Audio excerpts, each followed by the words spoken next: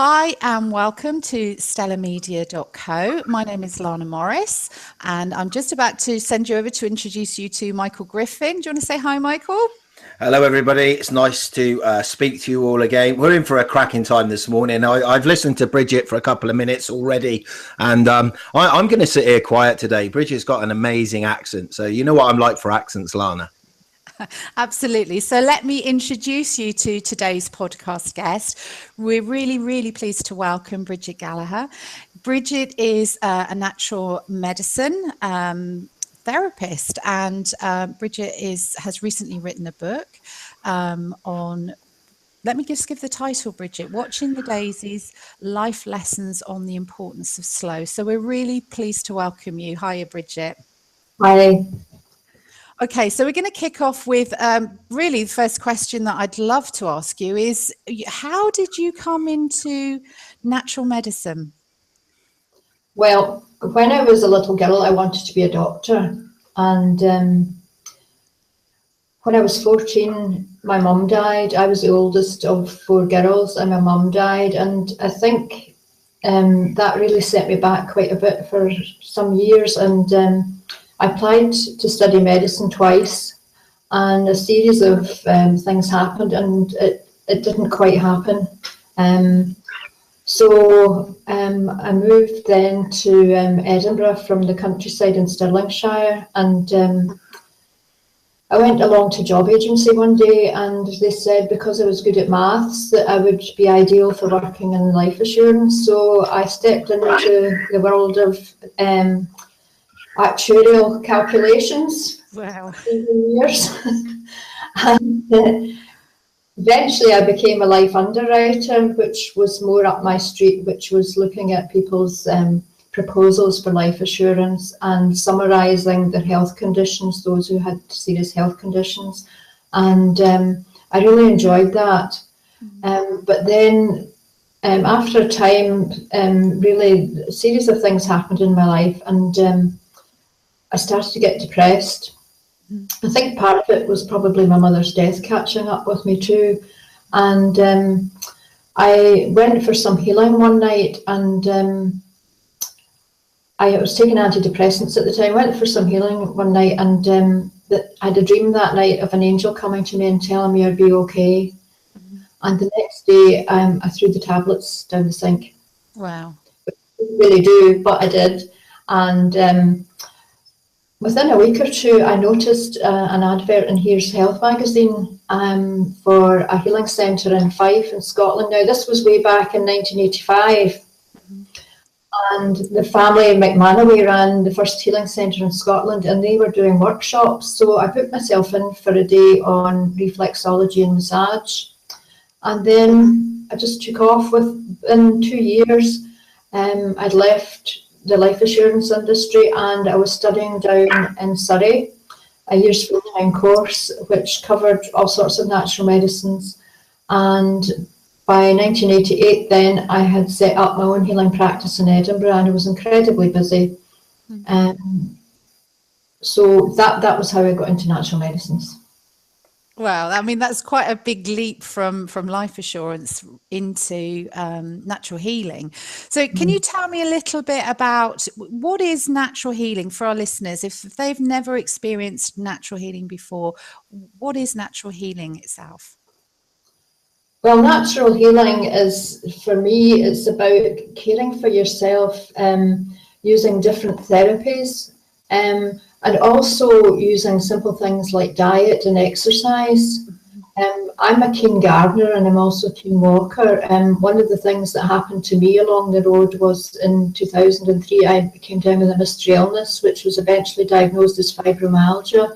And so walking and being out in nature is key for me for my healing. So that diet, exercise, and being out in nature has been key for me, but also things like meditation. And I've also, along the way, I've experienced lots of natural healing modalities, from reflexology, acupuncture, herbal medicine. I always, when I was a therapist, made sure that I was having treatments myself. But unfortunately, there's a tendency in my family for towards arthritis. and my father had arthritis, and so that was part of my genetic makeup. And unfortunately, then in 2003, everything kind of hit me, and after a couple of years, I stopped working completely for a couple of years, and I realised I couldn't go back to doing natural medicines, and eventually retrained as an organic horticulture teacher. Prevented you from continuing with natural therapy was the diagnosis of fibromyalgia. How did that impact you in terms of your spiritual journey, the way in which you were viewing life, and how that had an impact on what appears to be a very busy life up until that point in time, which you just talked about in your book? Well, my nieces used to always call me Auntie B, and I thought that was because my name was Brigid, but only found out years later it was because they saw me as always being busy.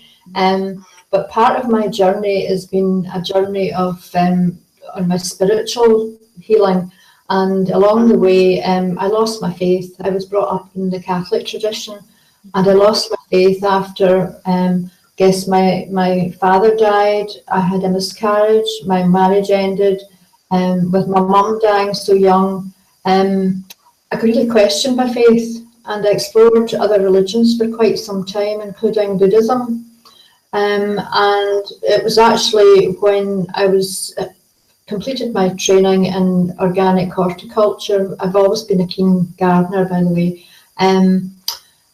I got a part-time job, and it was actually being the caretaker in one of the local Catholic churches. So for a year I was in the Catholic church, listening to the rosary and playing along, saying the rosary in the mornings. Before Mass was said, I was cleaning and helping out in the church. And it was through being in the church for that year that I regained my faith. So my journey has been a huge journey about faith. But one of the things I never lost faith in was the belief in a Divine Mother, Our Lady, as she's described in the Catholic Church. So I always believed in a Divine Mother for some reason. Something I can't explain, but it was the way it happened for me. Yeah. Okay.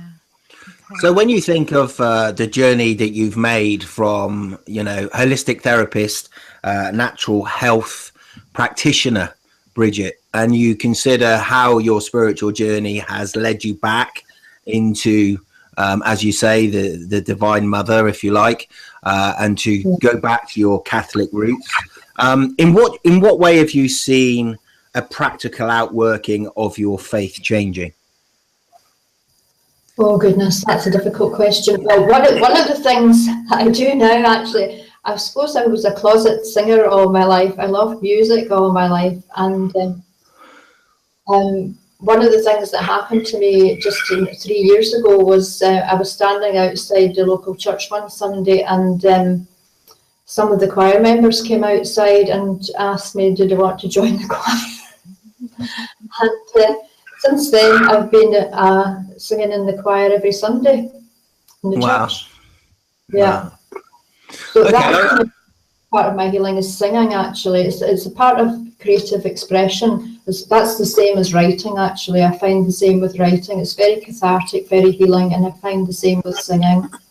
So, Brigid, we mentioned about the book that you wrote. Can you just give us a little bit of background about what inspired you to begin writing a book? Well, the book all centres around the idea that one of our life lessons here, I think probably the key life lesson for everybody, is learning to love ourselves and to be gentle with ourselves. And I had a dream back in the year 1999. On my first solo holiday, I went to Egypt, and I had a dream there, and the message from the dream was about learning to love myself. And the book grew from that idea. I joined a creative writing group back, 7 years ago. Although I was writing quite a bit before that. One of my favourite authors is Julia Cameron, who writes the book The Artist's Way. So I worked through The Artist's Way several times now, and it's about journaling and writing down daily thoughts that come into your mind first thing in the morning, so you're not editing what you're writing. So I had read Julia's book and worked through her book, and then I joined a creative writing group. And one of the things that caught my eye, would be 5 years ago almost now, was a writing competition in Women in Home magazine. And so two of us entered the competition, and it was a memoir writing competition. And so I wrote the first 3 chapters, and it didn't win, neither of us won a prize, but it became the foundation of my book. And so it took me 4 years in all to write it, but actually writing it has been a huge part in my own healing. I've let go of a lot of my baggage. I also feel that I've worked a lot on forgiveness and forgiving myself and forgiving other people. And so I think I feel a lot lighter from having written the book. Yeah, yeah. And a lot of the book is a very interesting mixture, because it's autobiographical. You talk a lot about, the Tom Jones concert, and very descriptive. But one of the things that really struck me was the influence of your mother and the young age that she died. Can you just give me an insight really into how your mum really influenced your life, and perhaps helped you, move into the direction that you are now at? Well, my mother was the oldest daughter in the family of 11, and I'm the oldest in the family of 4 girls. My mother was a nurse, and she was a very caring person. She was also very wise, and she was very creative too. She cooked, she sewed, she knitted, she gardened. She was very good at everything she did, but she also had an incredible sense of humour. Mm-hmm. And that's what I remember about her, was this huge sense of humour she had. And she had health issues herself, but, it was like,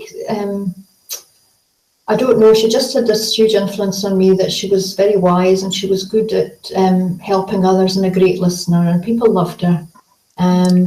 So the caring profession was in the family, and she had sisters too who were nurses. So I always admired my mother. Yeah, yeah. She's a great role model. Yeah. And that comes through, in the book, really, with the way in which you sort of describe your own journey and experiences. Okay, thank you.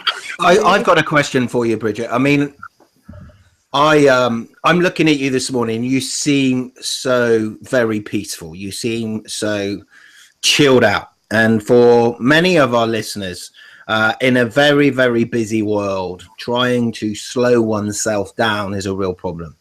Can you give us 3 tips on how you go about your day in such a way that you can live your life in this peaceful mode? Can you help our listeners just with 3 very simple tips on just what they can do to slow themselves down, based on the fact that watching the Daisies, your book, is all about doing life more effectively and doing life slower? Well, every day I start the day off with a colour meditation, and I've written about that in my blog, and it's a wee post called Colour Your Day. It's a very simple meditation, inviting colour into the aura, and that really sets me up for the day. And the other thing I do at the start of the day, I've kept a gratitude journal for quite some time, and I think it's something that's becoming more and more popular now, is this whole gratitude issue. And I started doing that when I became ill in 2003. Even although my health was very poor, I focused each day on thanking the divine, if you like, for the good things that were in my life. So now I regularly write down 10 things at the beginning of the day that I'm thankful for. And I also do it at the end of the day. So that's something simple that people can do, particularly those who are having a tough time. If you focus on the good things, then the difficult things don't feel quite so big and overwhelming. The other thing that I do on a daily basis, if I can, is I try and get outside. Yesterday I didn't go for a walk, but what I did do is I went out to have a little look around my garden, and that ended up me spending about an hour pottering in the garden. And when I came inside, I just felt so much better. So walking and getting outdoors in some way or other, I think is a huge help to me, and I know it's a huge help to others. So Brigid, we're coming towards the end of the podcast now. Just a couple of more questions really that I just wanted to explore in relation to your traveling, because I see that you have done, extensive traveling as a lone traveler, which even in this day and age is still quite unusual. Can you just give me an insight into how the various traveling experiences that you've had has helped you really looking at different philosophies, different spiritual aspects in relation to your own spiritual journey? Well, Egypt was the very first place that I went to on my own, and that was an organised holiday. That was a week cruising and then a week in Luxor. But I made a point of getting out into the local community there, and that's what I always do, is I try and meet with the local people. So I like to organise my holidays myself and do the flights and accommodation separately, to see the real people. And I feel that people the world over are good, and that there's a great kindness there when you're a lone traveller as well. It opens up new doors for you. When I went to Egypt, I was invited to a wedding. I met some of the local people. I saw the local mosque and where they grew the roses, and I was invited in for a cup of tea into a family's home. The same happened when I went to India in the year 2003. I was a spiritual pilgrimage I did there. I wanted to see some of the spiritual gurus, if you like, that are in India, and that opened up lots of new doors for me. I spent some time amongst the Buddhist community in the Tibetan Buddhist community in Bailakupa near Mysore. I spent some time in Amma's ashram in Kerala, and I met all sorts of different people, and there was a great kindness there. I've also been to Bali twice now, and I really want to go back there. Bali had been on my wish list for some time, because one of the things that I did some training in was in house healing, or space clearing, as it's sometimes called. And I wanted to go to Bali because the Balinese people are very, very thorough in looking after their homes and the energy in their homes. And then if you've ever seen the film Eat, Pray, Love, you will see Ketut, the Balinese healer, and that's one of my favourite films. Mm-hmm. So I, like Elizabeth Gilbert, I've been to India, Rome, and I've been to Bali as well. So yeah, I like to spend time amongst the local people and stay in small places and see the real place. I really love that. Lana, I've got a question, if I can, because I've got a feeling that this episode will be listened to by many, many aspiring writers. I mean, you and I have, we've been talking about writing a book together for quite some time. And if we were to look at the hard drives on our computer, we've got countless partly finished books. What the plan is that obviously we will have our own Kindle books and printed books available by the end of February, certainly the end of March. But I've got a feeling that this episode will be listened to by aspiring writers. And so I've just got one last question for Brigid, if I can. Brigid, for those people that have been putting off writing a book, can you give just 3 very, very quick tips on the best way to start and the best way then just to get into writer flow, so that the aspiring writer themselves are not just staring at a blank page and wondering what to write? Can you take people through just the process that you would use to get into the writing space? Well, I think the first thing is not to try too hard. I found that I write my best work when I'm relaxed, and particularly if it's something that you love doing and you're inspired by a particular topic.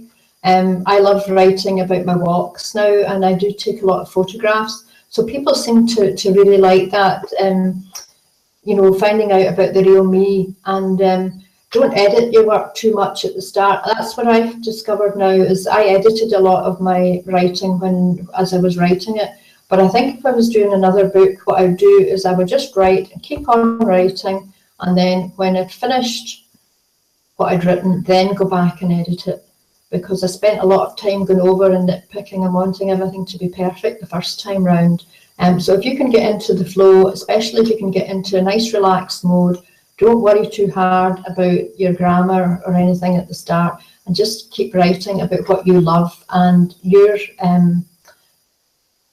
feelings will pass on to the page. That's great. And thank you for that advice. And I have one final question really about your book, which is, what would be the main message that listeners can gain from reading your book, Watching the Daisies, Life Lessons on the Importance of Slow? Well, it's about the journey of life, that we all go through tough times. And it's about learning to be kinder and gentle to yourself, slowing down and appreciating all the little things in life, all the good things that you can't buy with money. And also, you know, the fact that the message is that the true wealth is good health also.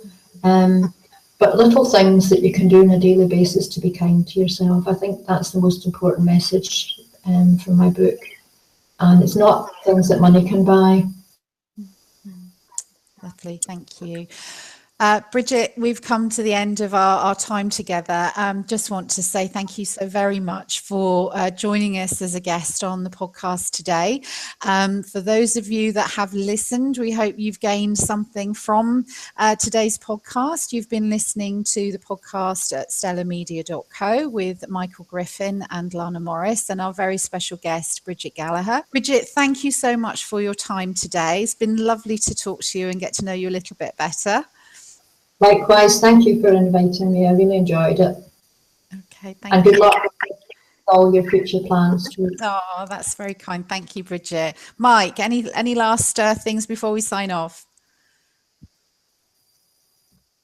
Oh, we seem to have lost sound with Mike. So, Mike, no, we haven't lost sound at all. It was just that Mike forgot to press the unmute button. So, for those people that are wondering where the big man from, Somerset has gone, he's still here. Brigid, what I would say to you is I could listen to you for hours. I love your accent, and you've been an absolute pleasure today. So thank you ever so much for just the wisdom and the insight. The one thing that I've picked up from you today is that I tend to live life at a very quick pace. And I hope that after listening to you today, I'm going to start modeling the life of slow. Lana would probably say that I do life slow. I don't know that I would agree with that, but you've been an absolute inspiration today. So thank you very much indeed. Thank you.